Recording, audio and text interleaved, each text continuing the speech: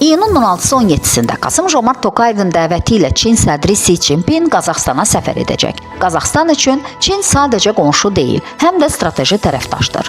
Bu ölkənin iqtisadiyyatı əsasən enerji və təbii sərvətlər üzərində qurulub. Çin isə böyük enerji istehlakçısıdır və Qazaxstanın neft, qaz, mədən ehtiyatlarına böyük maraq göstərir.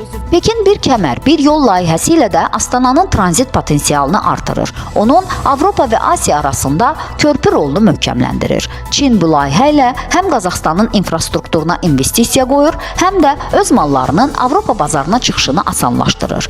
Digər tərəfdən Qazaxstan Çinin Mərkəzi Asiyada nüfuzunu artırmaq üçün əsas müttəfiqdir. Bu regionda Rusiya, ABŞ və Avropa İttifaqı ilə geosiyasi rəqabət mövcuddur. Qazaxstanla sıx əməkdaşlıq Çinə həm Rusiya ilə balanslaşdırma imkanı verir, həm də ABŞ-nin və digər qərb dövlətlərinin təsirini məhdudlaşdırmağa kömək edir. Yəni Astana üçün Pekin həm iqtisadi inkişafın sürətləndirilməsi, həm regional təhlükəsizliyin təminatı, həm də geosiyasi balansın qorunması üçün vacib tərəfdaşdır. Pekinlə yaxınlaşmaq Qazaxstana həm hərbi, həm də siyasi mənada əlavə dayaq verir. Bu iki ölkənin qarşılıqlı maraqları çox şaxəlidir və gələcəkdə daha da dərinləşəcəyi gözlənilir.